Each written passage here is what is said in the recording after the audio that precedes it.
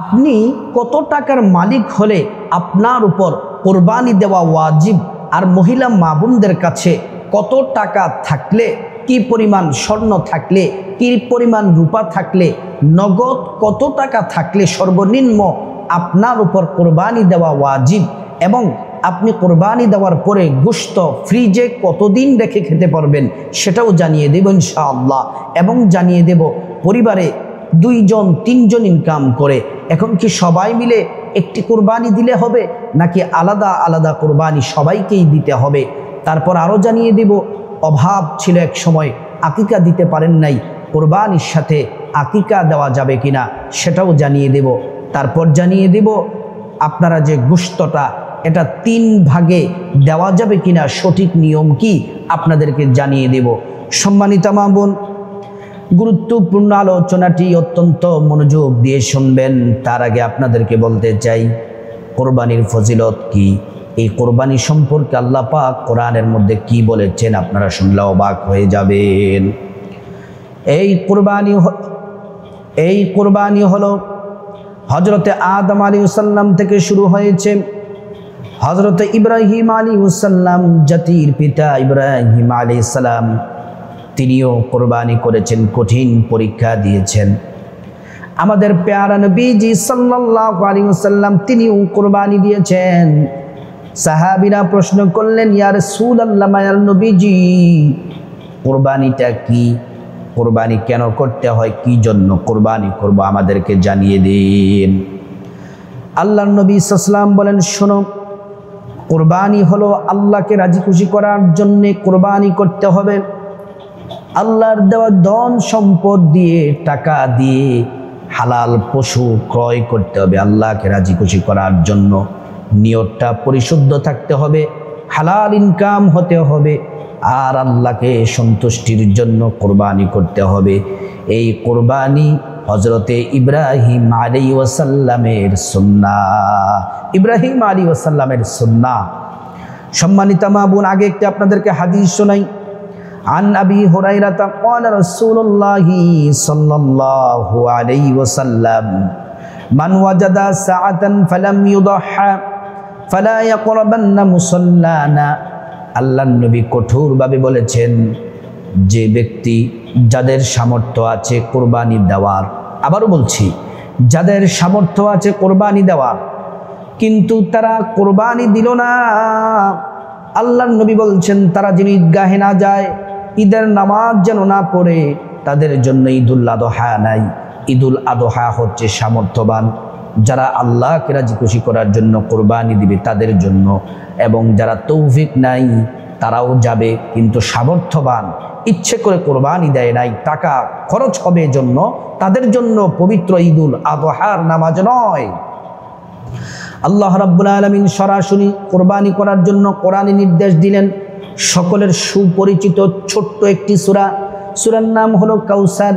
ইন্না আ'তাইনাকাল কাউসার ফাসাল্লি লিরাব্বিকা ওয়ানহার ইন্না শানিআকা হুয়াল আবতার।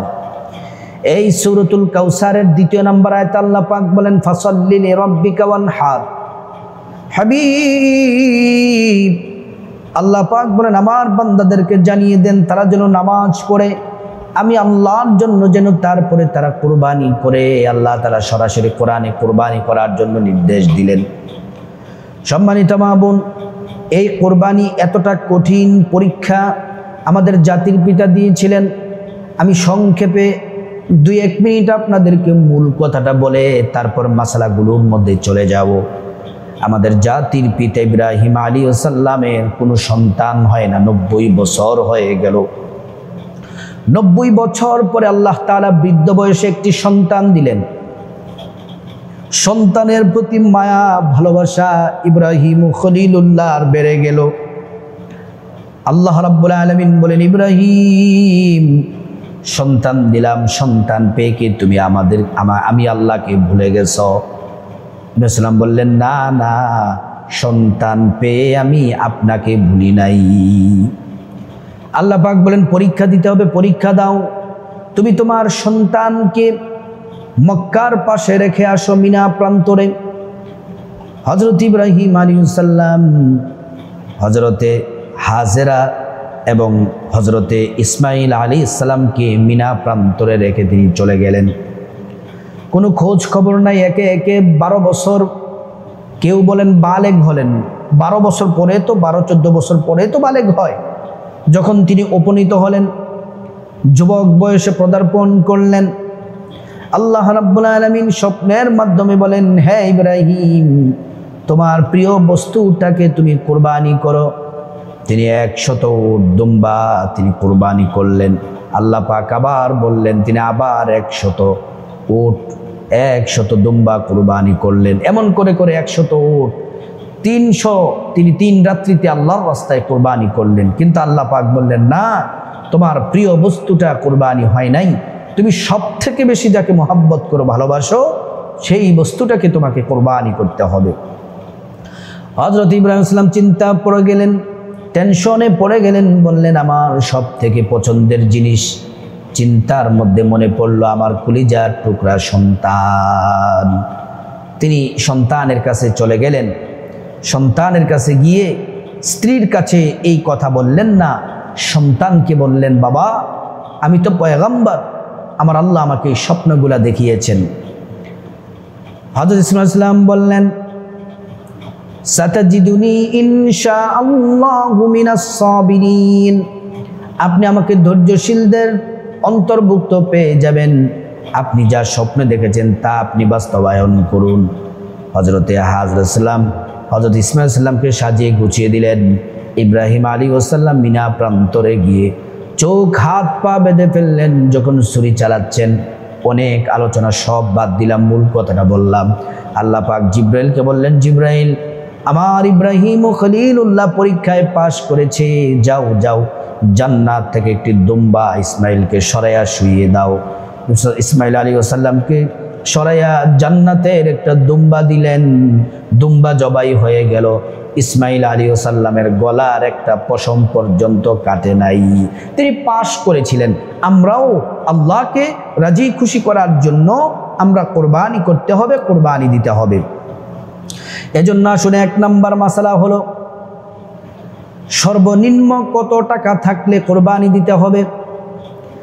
সর্বপ্রথম এ ব্যাপারে 2টি কথা। 1 নাম্বার কথা হলো, নেশাব পরিমাণ সম্পদ যদি থাকে, কারো কাছে যদি 7.5 ভরি স্বর্ণ থাকে অথবা 52.5 তোলা রূপা যদি থাকে, তাহলে অবশ্যই অবশ্যই কোরবানি দেওয়া ওয়াজিব। অথবা তার সমপরিমাণ টাকা যদি থাকে তাহলে কোরবানি দিতে হবে। যদি আপনার কাছে ক্যাশ টাকা, মা বোনদের কাছে অথবা কারো কাছে যদি ক্যাশ 85 থেকে 90 হাজার টাকা যদি থাকে, আপনাকে কোরবানি দিতে হবে। আর কোরবানির নেশাব হলো সারা বছর থাকা লাগবে, বিষয়টা এমন নয়। শুধুমাত্র 3 দিন। কয় দিন? 3 দিন। 10, 11, 12 এই 3 দিন যদি 85 থেকে 90 হাজার টাকা কারো কাছে থাকে অথবা ব্যাংকে জমা থাকে, কারো কাছে ঋণ দিয়েছেন সে আপনি পাইবেন, এমনও যদি থাকে, তাহলেও আপনাকে কোরবানি দিতেই হবে। আপনার উপর কোরবানি দেওয়া ওয়াজিব। মা বোন বলেন, পুরুষ বলেন, সকলকেই দিতে হবে। এবার আপনাদেরকে প্রশ্ন বলি, পরিবারের 3 জন ইনকাম করে, প্রত্যেককে কি কোরবানি দিতে হবে নাকি সবাই মিলে একটি কোরবানি দিলেই হয়ে যাবে? পরিবারে যদি 3 জন ইনকাম করে, 3 জন যদি নেশাব পরিমাণ সম্পদের মালিক থাকেন, তাহলে 3 জনেই আলাদা আলাদা কোরবানি দিতে হবে। অথবা আপনারা শরীকেও কোরবানি দিতে পারেন, 3 শরীকে কোরবানি দিতে পারেন, কিন্তু প্রত্যেককেই দিতে হবে। এজন্য আমার ভাইয়েরা ভালো করে শুনুন, কোরবানি এটা তো জানলাম, নিসাব জানলাম, পরিবারের কতজন কোরবানি দিতে হবে সেটাও জানলাম। এবার আসুন, কোরবানির গোশত কতদিন ফ্রিজে রেখে খাওয়া যাবে এটা আমরা জেনে নিই। এটার উত্তর হলো আপনাদের ইচ্ছে, আপনাদের রুচি। যদি আপনি 1 মাস, 2 মাস, 3 মাস, 4 মাস, যতদিন আপনি ফ্রিজে রেখে খেতে পারেন সেটা আপনার রুচির উপর। এটা নিয়ে ইসলামের কোনো বিধিবিধান, বাধ্যবাধকতা নাই, আপনার ইচ্ছে। কিন্তু এখানে একটি কথা বলতে হয়, সেটি হলো আপনি কোরবানির গোশতগুলা চেষ্টা করবেন সঠিক পরিমাণে বন্টনটা যেন হয়ে যায়। 3 নাম্বার প্রশ্ন, প্রশ্নটা হলো মৃত ব্যক্তির নামে কুরবানি দেওয়া যাবে কিনা, মৃত ব্যক্তির পক্ষ থেকে কুরবানি দেওয়া যাবে কিনা, এ বিষয়ে দুইটি কথা শুনতে হবে। এক, যদি আপনার মা বাবা যদি মারা গেছেন, এটা একটা। দ্বিতীয় হচ্ছে মারা গেছেন কিন্তু আবার ওসিয়ত করে গেছেন দুনিয়ায় থাকতে যে আমি মারা গেলে আমার নামে কুরবানি দিও। ওসিয়ত যদি করে থাকে তাহলে তাদের নামে যে কুরবানির যেই গোশত আছে সেই গোশতটা আপনি গরিব মিসকিনদের মাঝে ভাগ করে দিতে হবে। আর ওসিয়ত করে যায় নাই, এমনিই যদি আপনি আপনার মা বাবার পক্ষ থেকে কুরবানি দেন হবে, কিন্তু তাদের গোশতগুলো আমরা সাধারণভাবে যেমন করে বন্টন করি তেমন করে বন্টন করে দিবেন, কোনো সমস্যা নেই। 4 নম্বর হলো কোরবানির পশুতে আকিকা দেওয়া যাবে কিনা, কোরবানির সাথে আকিকা দেওয়া যাবে কিনা। এক সময় তৌফিক ছিল না, মা অভাব অনটনে ছিল, এখন আল্লাহ পাক তৌফিক দিয়েছেন। এখন চিন্তা করেন যে হুজুর একটা গরু নিয়ে আসলাম, এই গরুতে আমরা কোরবানির সাথে আকিকা দেওয়া যাবে কিনা। হ্যাঁ, অবশ্যই দিতে পারবেন। যেমন একটি গরুতে 7টি অংশ, 7টি নাম দিতে পারবেন, 7 জনের পক্ষ থেকেও দিতে পারবেন। 4 নাম দিলেন কোরবানি আর 3 নাম দিলেন আকিকা, ইনশাল্লাহ এমন করে হয়ে যাবে।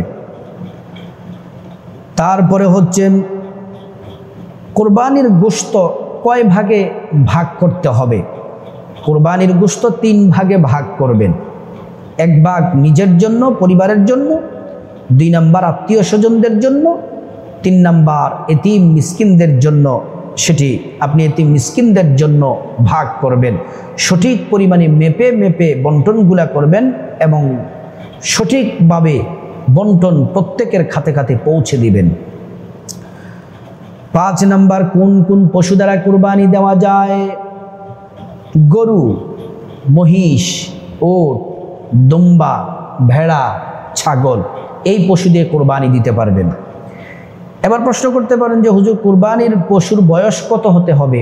উট 5 বছর বয়স হতে হবে, গরু মহিষ 2 বছর বয়স হতে হবে, দুম্বা, ভেড়া, ছাগল 1 বছর বয়স হতে হবে।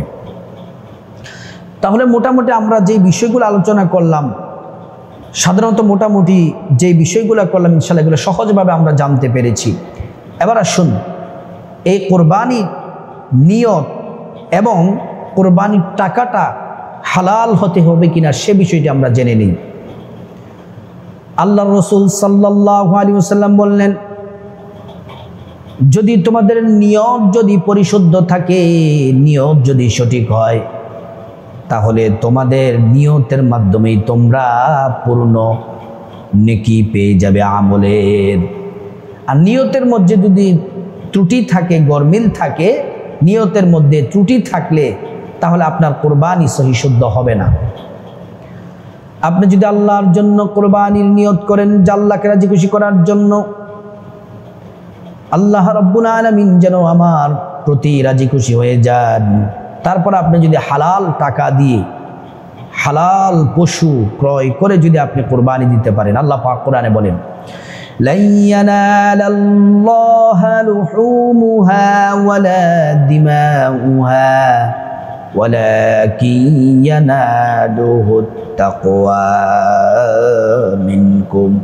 আল্লাহ পাক বলেন, বান্দারে তোমাদের পশুটা কত মোটা, কত তাজা, কত টাকা দিয়ে কিনেছো, গায়ের রং কি, আমি আল্লাহ সেগুলার দিকে তাকাই না।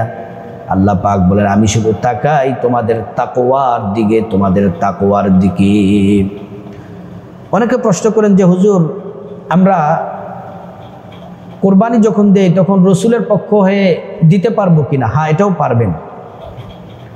রাসূল করিম সাল্লাল্লাহু আলাইহি ওয়াসাল্লাম কোরবানি যখন দিয়েছেন, নিজের পক্ষ থেকে দিয়েছেন এবং সকল উম্মতের পক্ষ থেকেও আল্লাহ রাসূল কোরবানি দিয়েছেন। সুবহানাল্লাহি ওয়া বিহামদি। এজন্য সব বিষয়গুলো খেয়াল রাখবেন, ইনকামটা যেন হালাল হয় এবং নিয়তটা যেন পরিশুদ্ধ হয়, পশুটা যেন হালাল হয়, পশু যেন লেজ কাটা, কান কাটা এমন যেন না থাকে। অসুস্থ পশু দিয়ে কুরবানি দিবেন না, সুস্থ সবল পশু দিয়ে কুরবানি দিবেন। এবং এমন পশু দিয়ে কুরবানি দিবেন না যে শিং ভাঙা, এই সমস্ত পশু দিয়ে কুরবানি দিবেন না। আপনারা কুরবানি যদি দেন সঠিক সুস্থ পশু দিয়ে, হালাল পশু দিয়ে আল্লাহকে রাজি খুশি করার জন্য নিয়তটাকে পরিশুদ্ধ করতে হবে। তারপরে আপনার কোরবানির পশুটা ছোট হোক, 10,000 টাকা হোক, কোনো সমস্যা নেই। আপনার পশুটা যে 2 লক্ষ টাকা হতে হবে বিষয়টা কিন্তু এমন নয়। আপনার পশুটা যে 3 লক্ষ টাকা দিয়ে কিনতে হবে বিষয়টা এমন নয়। আপনার টাকাটা যদি পরিমাণে অল্পও হয়, টাকাটা যদি হালাল হয়, পশুটা যদি হালাল হয়, তাহলে আপনার ছোট বড় এটা প্রশ্ন না। আপনার নিয়ত যদি পাকা থাকে, আল্লাহ কোরবানি কবুল করে নেবেন। এমন বহু আছে লক্ষ লক্ষ টাকা দিয়ে কোরবানি দিবে, তাদের কোরবানি আল্লাহ কবুল করবেন না। এমনও দেখা যাবে অল্প কিছু টাকা দিয়ে কোরবানি দিবেন, আল্লাহ তাআলা টাকাটা হালালের কারণে, নিয়তটা পরিশুদ্ধের কারণে আল্লাহ তাআলা কোরবানি কবুল করে নেবেন। আল্লাহর নবী সাল্লাল্লাহু আলাইহি ওয়াসাল্লামের একজন সাহাবী ছোট্ট একটা বকরি তিনি ক্রয় করলেন কোরবানি দেওয়ার জন্য। তিনি এটাকে কাপড় দিয়ে পেঁচিয়ে নিয়ে যাচ্ছেন, ছোট্টখাটো দেখতে, মানুষ কি বলবে, শরম। রাসূলুল্লাহ সাল্লাল্লাহু আলাইহি ওয়াসাল্লাম বললেন, কাপড়ের ভিতর কি? বলতেছে, রাসূলুল্লাহ এটা কোরবানির পশু। বলতেছে, এটা এভাবে নিচ্ছ কেন? ইয়া রাসূলুল্লাহ, এটা অল্প দামে কেনা, ছোট্ট সেজন্যে। আল্লাহর নবী বললেন, পশুর দাম অল্প বেশি বড় ছোট সেটার দিকে আল্লাহ পাক তাকাবেন না। আল্লাহ শুধু তাকাবেন বান্দার তাকওয়ার দিকে। আল্লাহ পাক শুধু কিসের দিকে তাকাবেন? আল্লাহ রাব্বুল আলামিন শুধু তাকাবেন তাকওয়ার দিকে। তাকওয়া যত আপনার তাকওয়া পরিপূর্ণ হবে, আল্লাহ তাআলা তত তাড়াতাড়ি কোরবানি কবুল করে নেবেন। এজন্য কোরবানি আরেকটি গুরুত্বপূর্ণ কথা, শরীকে যারা কোরবানি দেন, সুদখোর, ঘুষখোর এমন লোকদের সাথে কোরবানি দিবেন না। কিন্তু যদি আপনি জানেন না, সেটা আপনি আরেক বিষয়। কিন্তু আপনি যখন আপনার 5 শরিক হোক, 3 শরিক হোক, 7 শরিক হোক, তাদেরকে বলবেন যে, ভাই আমরা তো আল্লাহকে রাজি খুশি করার জন্য কোরবানি দিব, আমাদের টাকাটা কিন্তু হালাল হতে হবে, আমরা হারাম টাকা কোরবানি দিব না। আমি তোমাদেরকে অনুরোধ করলাম, আমি নিজে হালাল টাকা দিয়েছি, তোমরাও হালাল টাকা দিও, হালাল টাকা দিয়ে কোরবানি দিতে হবে, এটা আল্লাহর বিধান। হারাম টাকা দিয়ে কোরবানি দিলে কবুল হবে না। এজন্য সম্মানিতা মা বোন, আজকে যে আলোচনা করলাম, মাসলা মাসাইলগুলা বললাম, ফজিলতগুলা বললাম, করণীয় বর্জনীয় যেই কথাগুলা বললাম, আল্লাহ রাব্বুল আলামিন আমাদের সবাইকে, আমাকে, আপনাদের সবাইকে আমল করার আল্লাহ তাআলা তৌফিক দান করুক। সঠিকভাবে আল্লাহকে রাজি খুশি করার জন্য আমরা যেন কোরবানি করতে পারি, আল্লাহ তাআলা তৌফিক দান করুন।